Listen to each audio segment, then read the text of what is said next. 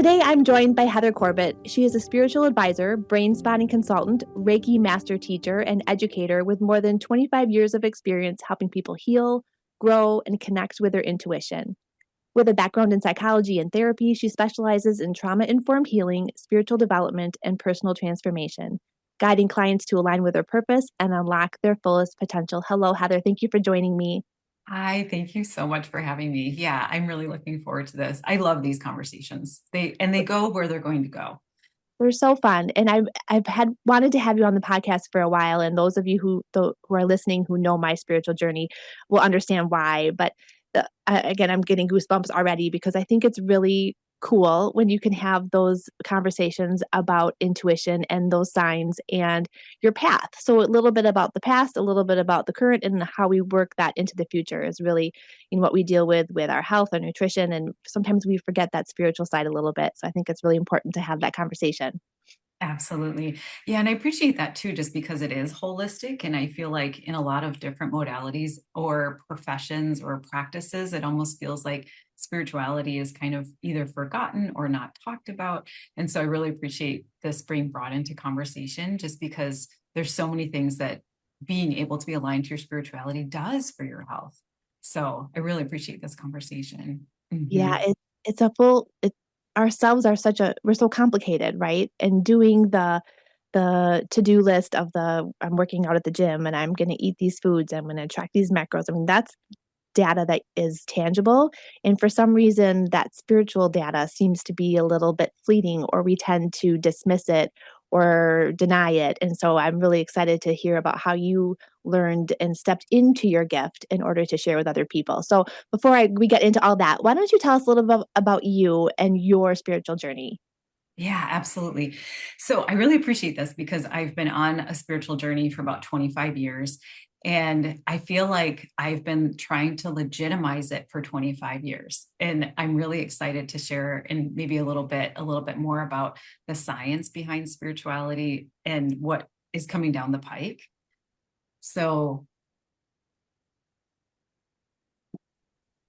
my spiritual journey began probably, this sounds really funny, but it actually probably began when I was 2.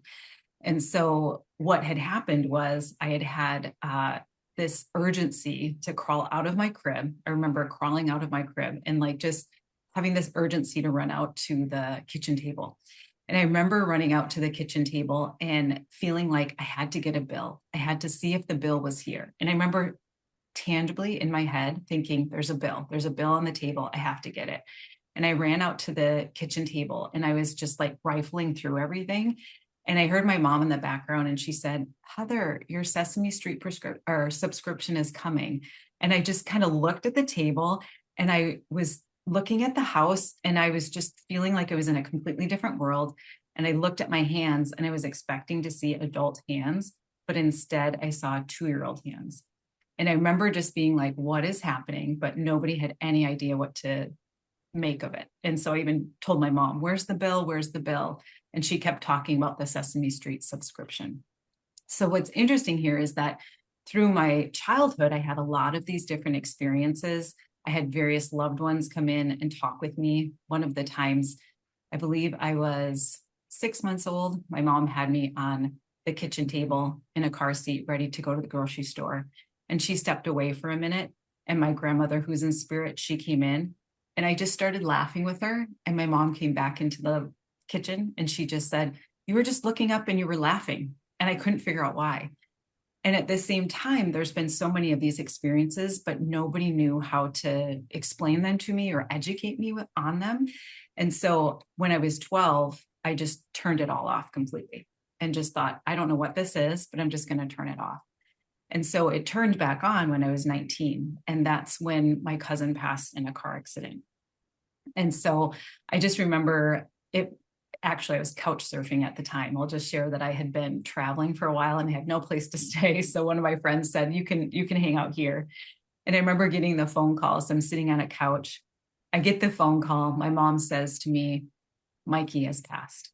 And I just said, what do you mean Mikey has passed? And she said, he passed in a car accident tonight. And I said, no, no, no, he can't. He can't. And so I just remember the next morning, I was going to go to the crash scene. and just kind of give homage, bless, bless what was there. And I remember coming to the crash scene and seeing a lot of debris from the night before. And as I was looking at everything, I looked down and I saw a piece of his glasses. And I just broke down and I started crying and I dropped down to my knees. And I just remember saying, please just send me an angel, send me an angel. And I was on this backcountry road. There was absolutely nobody there. And I dropped to my knees sobbing. And all of a sudden, a man on a bike came down a hill. And as he was coming down, he just looked at the scene and he pulled me up by my hands and he started praying. And he started praying for the scene. He started praying for my cousin. And then he said, may you be well. And he gets on his bike. And as soon as he had arrived, he left. And I just thought, what in the world was that? So a few weeks later, I was meditating and my cousin came into the meditation and he started bumping me on my forehead and his little freckles and everything. And he just looked at me and I looked at him and he pointed to his glasses. And I said, you have your glasses. And he nodded his head. And then I said, did you send me the angel? And he nodded his head again. And then he left. And I'm like, what was that? And so 19 years old.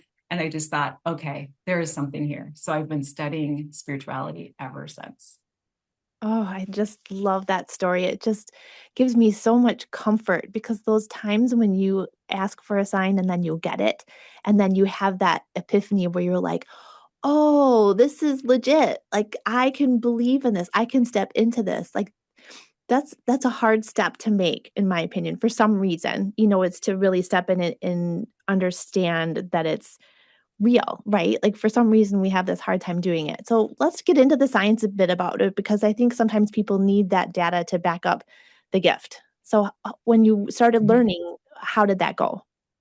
Yeah, I really appreciate this just because so much was happening to me. And then I would have these very hushed conversations with people. Mhm. And I just remember one time I was with a friend in the mall in my early 20s. And I said, had you ever heard of the chakras? And I whispered it. And she just said, the what? And I said, the chakras. And she said, Heather, speak up. And I was like, the chakras. And like all these people turned and looked at me. And I just think of that. Oh, gosh, that was almost 30 years ago.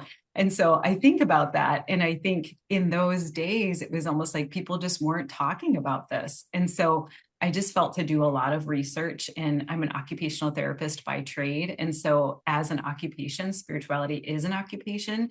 So I would make a lot of goals and plans surrounding spirituality for people.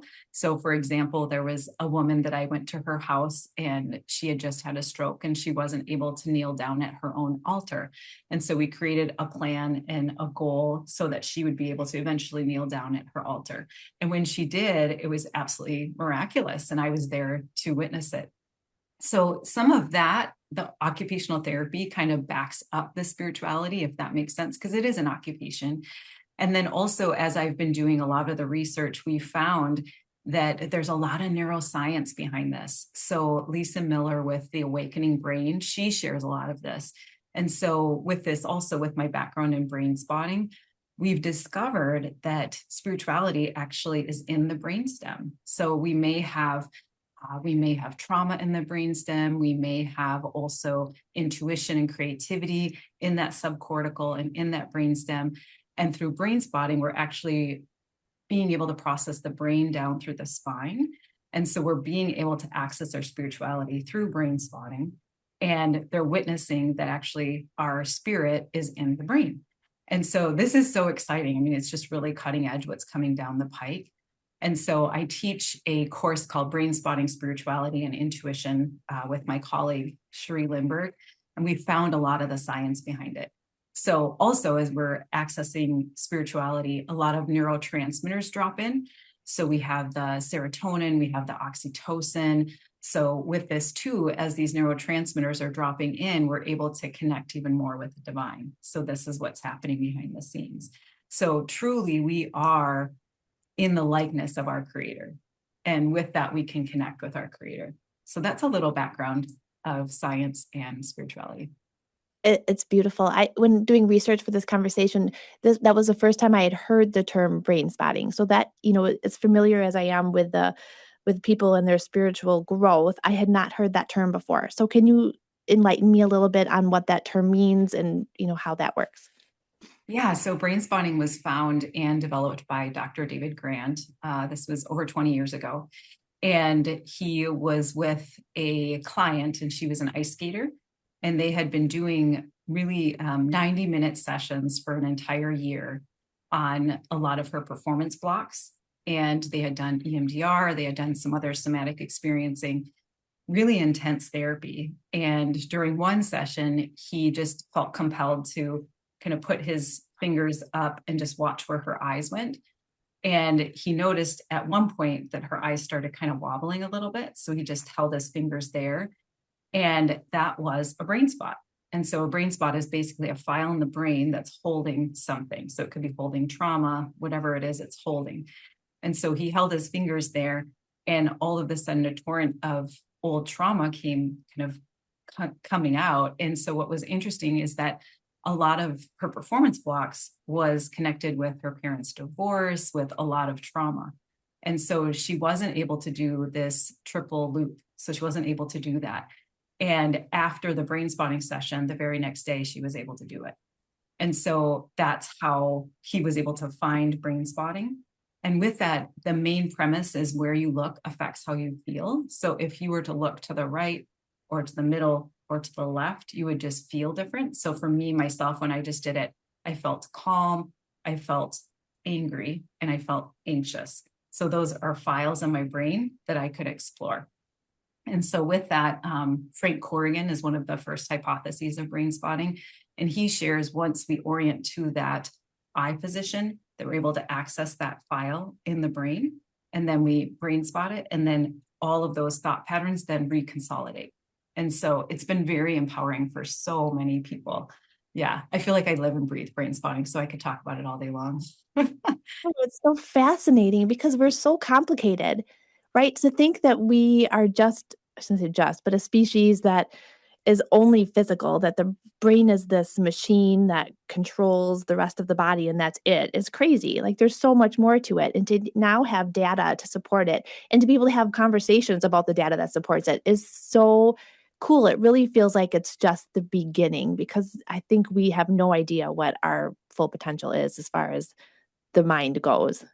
Right, absolutely. And what's been really exciting about this is that with brain spotting, you can process trauma and you can also move into expansion. And so a lot of times I'll do my own self spotting in the morning and I'll find a joy spot and I'll just be on that self spot and then I'll try to expand it. That would be called expansion brain spotting. And so with that, as I do my own spiritual work, or I'm also a medium. And so with that, I have my own brain spots that are specific to intuition, specific to mediumship. And even one I'm a performer, so I play piano and choir and that type of thing. And I was trying to remember this chord from like third grade. And I remember playing the piano just recently. I was like, what is that chord? I couldn't remember it. And I just went like this to the right. And all of a sudden it started playing on my left hand. And I was like, there's the file. So it's all in our brain. I'm just quiet because I can't even imagine because I feel like all the files in my brain, I can't access any of them. I can't access what I did 5 minutes ago. Right. So much noise. So that's really fascinating to me that you can control it enough that you can access the files appropriately in order to accomplish what you're trying to do, and not only accomplish, but to open things up spiritually and just in your, like you said, your performance and your relationships. I can imagine it goes, into your full being and everything that you do in your life. Right. Yeah, absolutely. And I really do pay attention and I pay attention to others too. So as I'm holding space for people for brain spotting, it could be that we're looking at trauma, which would make sense. And the more and more that we're able to clear out trauma, the more and more we can access our intuition and access that clarity. And that's what Sri Limberg and I had noticed. And so as we were developing brain spotting spirituality and intuition, we were noticing that more and more of our clients clearing out the trauma, they were accessing their spirituality and intuition. And what was interesting is that loved ones from spirit were coming into the sessions. They were talking to their loved ones. And so that's why we started going through all of the research and like, why is this happening? So that's what I really appreciate with brain spotting. Me, myself, I've had 4 concussions. So I'm an endurance athlete. And so I've had multiple concussions. And I had one practitioner tell me before Brainspotting, she said that my corpus callosum was not letting my brain hemispheres talk to each other. And so through Brainspotting, the corpus callosum has started to talk to the both brain hemispheres. For a while there, I had a hard time with word retrieval, executive functioning. Every once in a while, you'll hear it as I'm speaking. But for the most part, I've been able to reconsolidate so that some of those concussion-like symptoms, they're just not there anymore. Oh, it's so fascinating. The one thing that's really been getting my attention lately is the power of the mind to heal the body. And, you're talking there about, the power of the mind healing the mind. But again, we're so complicated. And when you hear these stories of people who do the work spiritually and mentally and with their mind and how they, cure cancer and cure themselves and these miraculous things happen, it's so exciting for me. Like that's just my passion project right now. We're just researching all these things that are happening because I really truly believe that there is an element of our healing that is through this work. I absolutely agree. And, I feel too very lucky, honestly, that I discovered my own spirituality so young. And I feel like, so I was raised Catholic and Lutheran and also Episcopalian. I'm from a blended family, so I had a lot of exposure. And I just remember going to church and just like seeing the angels. And I'm like, is anybody else seeing the angels here? And it was a really good foundation in all honesty. And when I was 19 and this happened for me, it was almost as if like, oh, there's more, there's even more, and we can explore all of the more. And I feel like spirituality is unique to each individual person.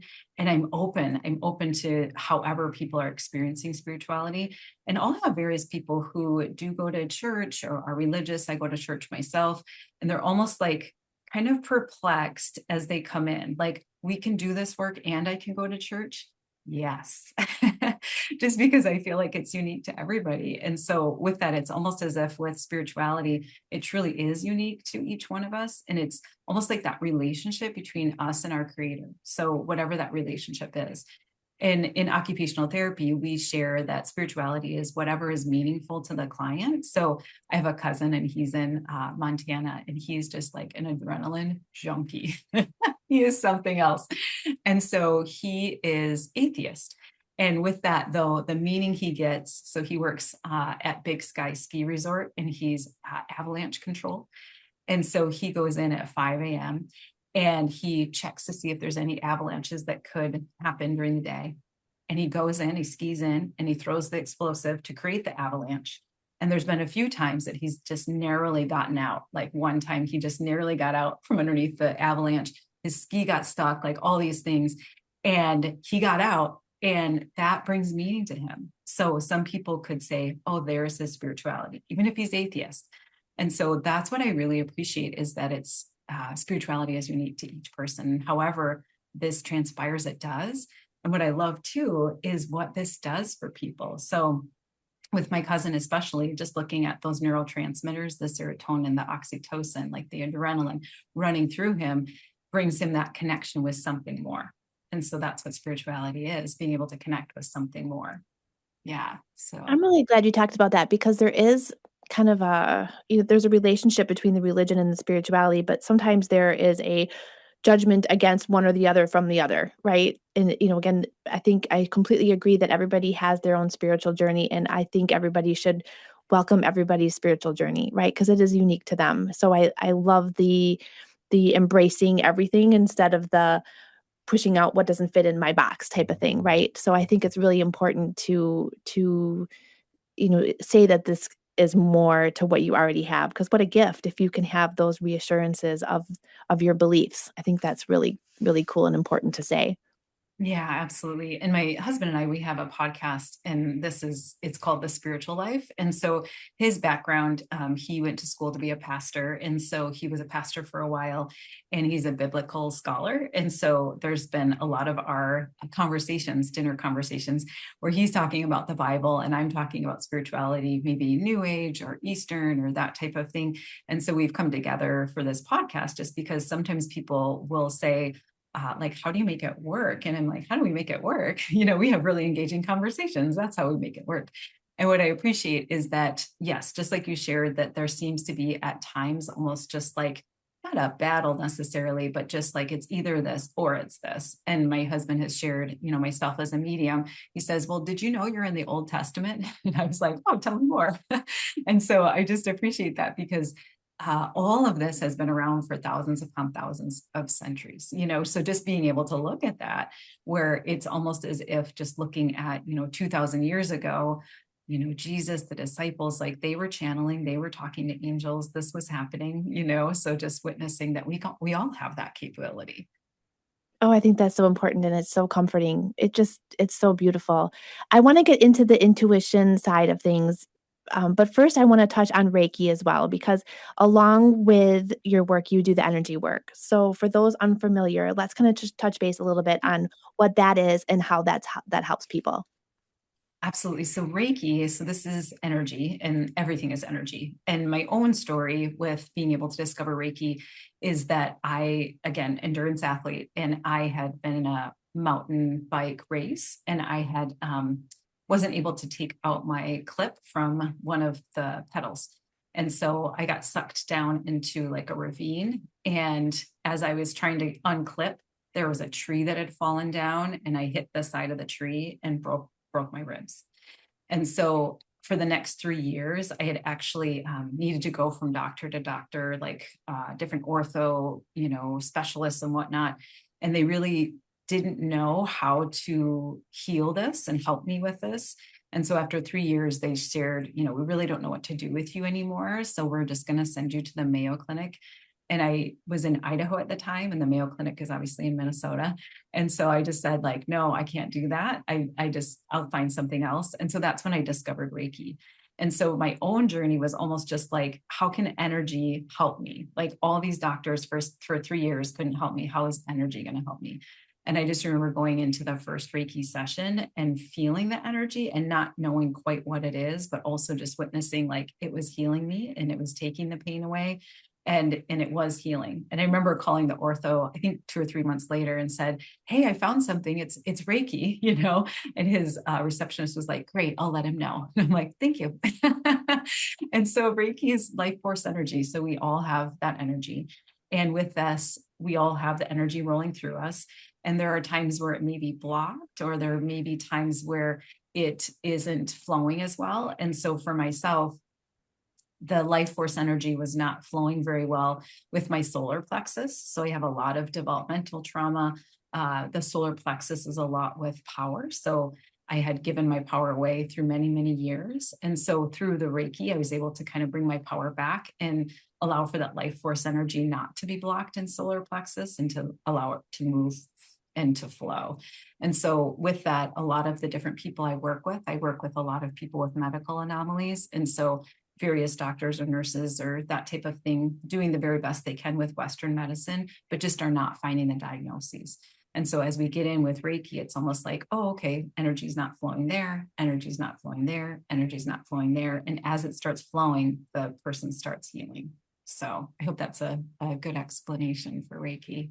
Well, it's so perfect because, that is the number one reason why I started this podcast, is because there are alternative therapies that people need to know about. Not everything will work for everybody, and people get very discouraged very quickly because when they go to the doctor and they don't get the answers they want, they feel like they have to stay in that place of pain or discomfort or injury or illness, whatever it may be. And when you lose hope of improvement, then you're just going to get more sick, right? Because you're shutting down that energy and your body can't heal because you've already convinced yourself that you're stuck in this place of misery. So I think that with providing people with information and options to work through so much of this complicated body we have, we give them that chance to heal. It goes right, piggybacks on what I said about using your mind to heal. Like there are other modalities other than Western medicine that you can use to optimize your health and just get well or better. It's fascinating. Yeah, it so is. And it's interesting just because I've incorporated Brainspotting plus Reiki and have a course on that as well. And that was kind of discovered serendipitously, where I had a client on the Reiki table and she was coming to me for infertility. And so she was on the Reiki table and we were doing Reiki and she started going into a panic attack. And I just thought, okay, what other tool do I have for her? And so as she's laying there, I just said, okay, do you feel more calm here, here, or here? Just trying to find that brain spot. And she said, right in the middle. I go, great, go ahead and just look at my fingers. How are you doing? What's going on? And she goes, better, better, better, better. And so the brain spotting and Reiki, I realized that those combined were actually really helping her. And so it's a beautiful, beautiful story just because I think it was a year later I hadn't heard from her for like a year. And I just remember she sent me a picture and she goes, here's my baby girl. And I was like, oh my gosh, And so I think being a part of that journey with her was amazing. And so with brain spotting and Reiki, I just thought, why is this working? Like similar to like with spirituality, like, why is that working? Why is mediumship working? Why is it working? I wanted to do the research. And what I discovered was that when we go into brain spotting and Reiki, we're actually going into the theta beta delta waves and in combination. So those two together. And so with that, it's almost like then the body is using that energy and using that reconsolidation of those thought patterns, being able to heal the subcortical, and all of it's coming together so that person's body can heal. And so it's always amazing to me because I almost feel like it's either my experiences or my clients that are teaching me all of this. I'm just like, okay, let's figure this one out. So it's been really fascinating to see, again, that brain spotting and Reiki come together. Yeah. So yeah, you're right. There's so many different things that we can do that are alternative, that are moving the system, moving the body. Yeah. Right, right. Mhm. And that brings you to intuition because through you just mentioned there are things that you have experienced through helping other people and the experiences that you've already mentioned during your journey that have been breadcrumbs for you. And I talk about that often on this podcast that it's really nice when you get those breadcrumbs that help guide you through the forest where you go, oh, I'm going in the right direction. Good. But those are hard to find and hard to see and also hard to believe sometimes, right?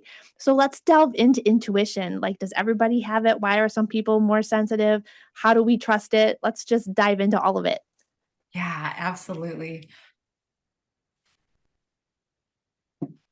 What I appreciate about this is just looking at, I like to look at it different lenses. So one lens would be occupational therapy, just because we all have a sensory system. And so with this, I love looking at this just because with occupational therapy, we would look at the 5 main senses and then add vestibular and proprioception. So vestibular and motion, and then proprioception, input to the joints and muscles.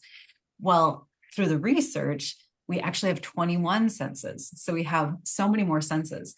And so when I was working with young children with autism, those who were not speaking, I realized that I was picking up on their sensory systems and I would know what they were going to do before they would do it, which was really helpful for us. And so with that, just being able to tap into their sensory systems and realizing that a lot of the kiddos that I was working with had extrasensory perception and I had extrasensory perception. And so there was like a really nice combination there. And so intuition is quick and it's embodied and it's often based on past patterns. So Randy Lawrence, he did a really good article on this, on intuition. And so almost like demystifying it. And so everybody does have intuition. It's almost like, how do we access it? And so in looking at all of the senses, if we're looking at extrasensory perception, then those senses can be to a heightened degree. And so with that, we all have senses and we can also heighten those senses or make those senses more acute. And so that can really amplify the intuition.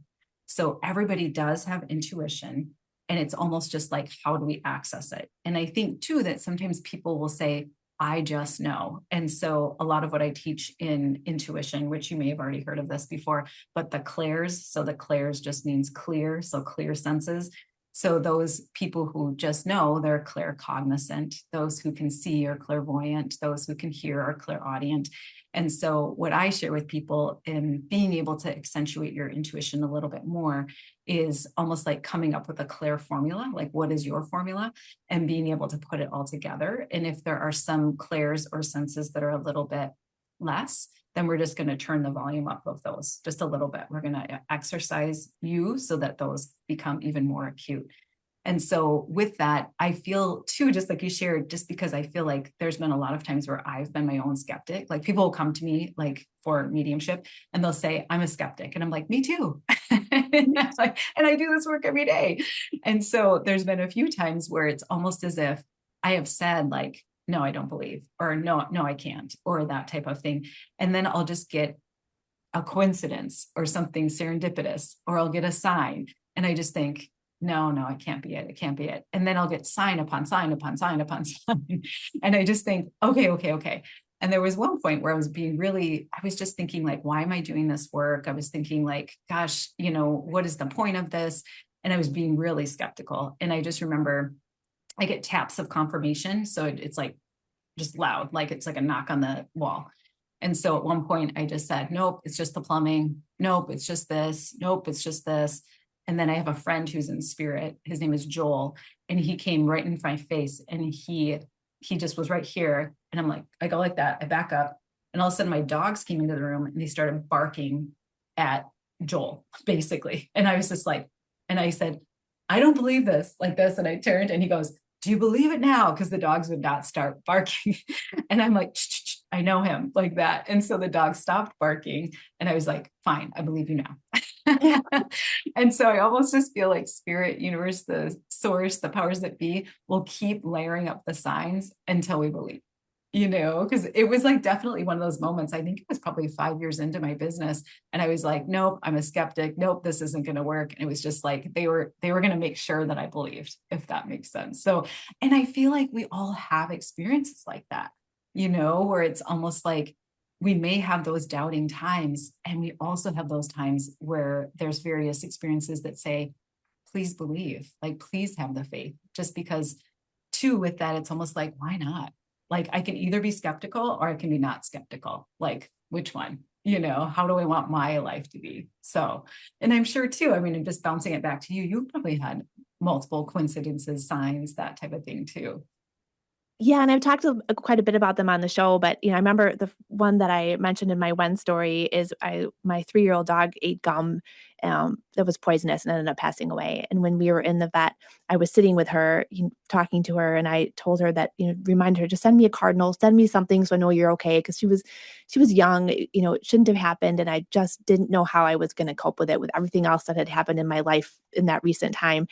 And after she passed away, I was in the shower bawling my eyes out, and I look out, and on that tree, right there at that moment was this cardinal that was so obviously there that I had never seen one there before. And it was, again, I always say it's seeing the right thing at the right time. It's not like all of a sudden a cardinal's going to magically come out of thin air and come right in front of me in the studio, right? Like that's not going to happen. But that was when I was like, oh, okay. Like I heard that. So that cardinal for me was that gift going forward. And then I think it was 2021, a dear friend of mine passed away. He was 49, overnight, unexpected. And I remember walking down my driveway and just like talking to God, going like, why does this happen? Like, I don't understand. You're emotional. That grief state really can open up that door a bit, for some people, at least for me, it did. And all of a sudden, this monarch butterfly comes up and like sits right in front of me and just kind of pauses and flutters, like talking to me. That sounds weird, but it was right there. And so then it drifted away and I was like, okay, like that was so obvious. I can't deny it. So then I went to the family afterwards, and that poor family, was dealing with this grief. And I said, you guys are going to think I'm crazy, and that's okay, but I have to tell you this. So I told the story about the monarch, and then they all go, are you kidding me? And here are monarchs that's what he loved. Like every time they go for a walk, those monarchs were what he would talk about. And that was his thing. And I had no idea. And so then I was kind of like, oh, maybe I do have a little bit of insight into these things. So I started acknowledging it a bit. And then most people that have listened to this podcast know what happened when my dad passed away, where, had the gift of the hummingbird. And again, I won't repeat that, but that was again one of those things where you ask for a gift and it comes back at you so deliberately that you can't possibly call it a coincidence. Like it's just so in your face. Okay, Erica, time to understand that there are gifts out there, and that those who pass are with us, and that intuition, it kind of forced me to look at my intuition not only in the other side, but also in my choices, in my guidance, in my belief, in my faith, to understand that it wasn't just my imagination in that little voice, right? Right. And I appreciate you sharing this too, just because it's one, connection relationship. Like our loved ones want to have that connection and continued connection. And two, validation. And I feel like our human brains need that validation. So almost as if like, y'all are gonna think I'm crazy, but I saw a monarch and I felt this. And then you get that validation, you Yeah. know? So I feel like sometimes I'll ask for that validation. Like if I'm getting in kind of one of those modes or moods, or I'm just like, I don't know, I'll ask for that validation. And I think that that's so important and that we can get that validation. And what I feel like too is that like that's communication. That's the language of spirit. It's almost just like, what else do they have? They don't have voice boxes, they don't have bodies. Like, how else are they going to get in touch with us? So it's like beautiful to be able to witness that they're using these other sentient beings to be able to convey the message. And I love that just because I get goosebumps and I get excited just because I feel like our loved ones are continuing to try to communicate with us. And this is interesting. The other night, my dog, my dear Daisy dog, is in spirit. And anytime I see a Daisy, I'm just like, oh, there she is. So her best friend is Charlie. So we were walking Charlie, and he really misses her. And we were walking, and I saw somebody, my husband and I, we were walking, and I saw somebody had a Daisy on their front porch. And I was like, oh, Daisy. And all of a sudden, this other dog that wasn't on a leash came running and almost like trying to attack Charlie. And I realized like in that moment, it was Daisy saying, hey, watch. Because it was so interesting in that moment to see like Daisy, and it was like a split second. And my husband like shifted Charlie away, told the dog to go away, and we were safe. But I just thought, there's our loved ones are always trying to be there for us and always trying to look out for us. And that brings me a lot of solace and a lot of support, like just knowing that that language or that communication that they're trying to convey to us. And I just feel like too, whatever we can do, like I feel like that's got to be pretty hard over there in spirit, not having a voice box and not having a body. Like, how am I going to convey this? I think about the movie Ghost, when Patrick Swayze's like trying to push that penny. And I'll share with people like moving objects is so hard for people in spirit. And so it's almost like if they can send a butterfly or send a bird or go through sentient beings, amazing. I do have to share, this might be a little tangent, but this morning, because this happens to me often, I was in my laundry room and I saw like pants. And then I was like, all of a sudden I was like, oh, and there was a dad standing there. And I was like, whose dad is that? And I heard, you'll find out later. I think this is the later. I do. So that happens to me often. And I almost just get a sense too that with this, I feel like it's faith, in all honesty. Like I feel like when these things happen, we want to question them in the moment, but just to be able to witness, like, spirit's going to give it to us. They're going to give us the answers. Like eventually it's going to come. So I think that that's another thing that happens for people is they're wanting to know the answer and they want to know the answer right now. And so oftentimes what I'll do is I'll say, can you just give me the answer in the next couple of days, today, next week, something like that.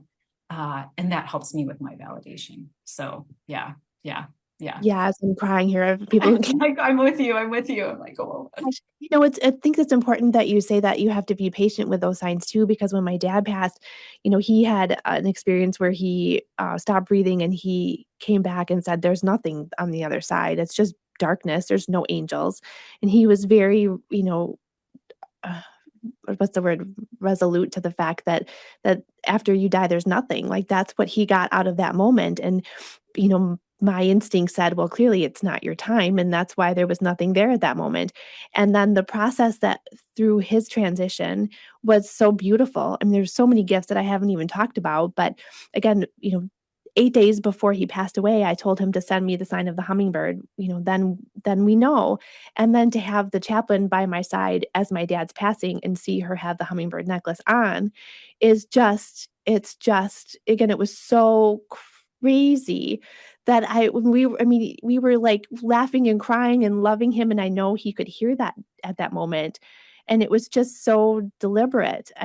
So when you say seeing a father figure, man, that just gets me quick because of what happened at that moment, excuse me, my life changed, and it brought me it brought me to this to this microphone to tell people to have that faith and to make those choices in this lifetime because this life is short. And at the very end, my dad sat with me and he held my hand and it was like it was a Thursday, it was a couple hours. It was in the afternoon and he said, "Okay, Erica, it's time for that conversation." And I said, "I don't know how I'm gonna do this without you." And he said, "You'll be fine. Life is beautiful." And anytime I have that moment of doubt about this or about anything really, I remember that this is a short life that we live. Mhm. I'm gonna let you talk Mhm. for a little bit. Beautiful. Well, and I'm so glad you're saying that. I'm tearing up myself. And I feel like I'm so glad you're saying that because I feel like with this almost like a why not? Like, why not believe? Why not? Just because it's almost like it improves your quality of life, and helps to have that continued connection. My father-in-law is in spirit and he passed 13 years ago. And he had a Jeep. And I mean, I would see this Jeep around town and it was just like so much comfort. Like I knew that his name is Mike and I knew Mike was around. So ever since he's passed, now I'm gonna tear up. Ever since he's passed, he's sent is this the funniest thing? A Jeep on the left. It's always on the left every single day for the last 13 years. Kid you not. I never know when it's going to show up. I don't know if it's on my Facebook newsfeed. I don't know if it's in, I'm going to pull him, next to somebody who's you know, at the gas station or something like that. But I remember right before the pandemic, I broke my ankle and I was really bummed out. And so I was in the house and I wasn't doing anything. I was pretty depressed. I was like doing nothing. And finally, like after 3 days, I was just like, okay, just open the windows already, Heather. Just open the windows, get back into life. Oh, it's gonna make me cry. I opened the windows, Jeep, Jeep, Jeep, three Jeeps for each day that I didn't see one. So he has not missed a day. And so I feel like they're always with us and they love us and they just want us to know that and to know that we have that support and that they continue and that they can help us. And I often tell people, especially in my readings, it'll come through like, keep talking to me. Like the spirits will say, like, keep talking to me. I hear you. I'm listening. I'm just trying to figure out how to convey my messages back to you. So every day when I get that Jeep on the left, I'll just be like, thank you, Mike. Thank you. Mm. Yeah. So it's beautiful. Yeah. It's beautiful. Yeah, Mhm. I spend a lot of time talking and, just again, I've gotten so many affirmations along the way. How does one take those like, am very I consider them gifts that I have gotten as many signs as I have, and as I've said in the past, like, "Take the darn gift." Just take the gift. But I have a hard time translating that always into, like, my intuition on my path, on conquering that fear and self-doubt of of your path. I think everyone has a path of influence, of impact, where we as spiritual beings are meant to help each other. Like that's part of our purpose, in my opinion. And so I think that sometimes it's hard to know what path to take in your life when you don't have those breadcrumbs and those affirmations all the time. How does one take their intuition to help them along their path and Yeah. purpose? Yeah, this is so good. And I feel like I'm going to take it from multiple lenses. Like, one, we can always ask spirit, like, we can always ask, please give me validation. Can you please give me validation? I'll just share two, and I'm on a brain spot right now. My intuition brain spot. Like, I just know that when I lock into my intuition brain spot, boom, I got it. So just being able to lock in is really helpful for me. And I feel like too, and the research that we've done on manifestation and also in being able to almost like get the validation for your intuition is the more and more you're looking for it, seeking it, wanting to find it, it'll find you. And so that's the reticular activating system. So the RAS, is looking for it. And so with that, it's almost as if just witnessing that the more that you're looking for it, it's looking for you. And that's been helpful for me. I know probably the last week or so, I've had just a harder time. I tune in just fine for other people, but sometimes it's really hard to tune in for myself at times. And I just kept asking and asking and asking for the signs. And I think yesterday, and I was like, finally, but I think it was more me, kind of being closed off. I found like it was almost like cardinal. I have a lot of numbers like 714, 848, like all of these numbers, the Jeep on the left, like it was like nonstop. And I'm like, all right, noted. I'm listening now. And so I think sometimes we just need to ask. And it like once we are in that state, we're able to receive. Yeah. And it is hard to receive. I don't know if we're really taught how to receive, honestly, so it's almost just like telling myself, like, just receive it. That's great. Just receive it. And it was kind of blowing my mind yesterday. It was like every single sign under the book. And I'm like, thanks, where y'all been? But at the same time, I think it's that just that opening, and belief and faith, just doing the best we can. Mhm. Well, I think it's important that you know that what you're doing is helping people like me, who spends a lot of time in being a skeptic and self-doubt and unsure of the path. And when, hearing what you do and again, that confidence to believe and follow that faith is life-changing. And we need those affirmations again to help guide us through our spiritual journey, through our life journey, through our purpose, through you name it, through our physical journey. I mean, all of the stuff that this podcast incorporates, it all comes together in being that best version and finding out which way to go, right? And that's hard for most people because you get knocked off at step one, you know? So thank you for all that you're sharing and all the work that you do because I think that I think we're at the beginning of understanding. We're the beginning of starting to learn about the energy and the intuition and the um oh my gosh, my brain just left. Oh my gosh. Sorry, Jake. I'll have to cut this out. Oh my goodness. See how that works? Telepathy. Do you want me to Mhm. repeat that, Jake? So we get the pause. Yeah, energy, intuition, telepathy. That energy to intuition and the telepathy that I think we're just exposing. So I'm really excited to learn more about it, to have people talk about it, to people just start to explore the possibility of what if. Like, how cool of a time are we in right now? Yeah, absolutely. And I appreciate that it's so cutting edge right now. And this is what I appreciate about brain spotting too, is that it is termed the neuro experiential model. East meets west, west meets east. And so we've had this information for thousands upon thousands of years. It's just that it's been over the last so many hundreds of years, been trying to be through this lens of science. And so now we're being able to see it through the lens of science. And so just like you shared, it's almost like the intuition, the telepathy, that extrasensory perception is now being understood through science. So now it's being seen as reputable. So it's almost just like the science is now caught up, if that makes sense. So it's neat to be able to hear you say that because it's almost like, again, we're in this cutting edge area or arena that like all that, maybe the indigenous has known for so many years is now coming to this understanding of alignment. Right, Mhm. 'cause for so long, it was only about the science, and you couldn't believe anything but the science, and now that they can work together and we can let's explore the possibility, like, what a it just is so cool, it's so exciting, and again, not only on the spiritual side and the wonderful gifts we get and the science we get, but also on the health side to be able to put that mind and the spirit all together to help the body heal, I think is gonna be a game changer for people as they move forward with health challenges going forward too.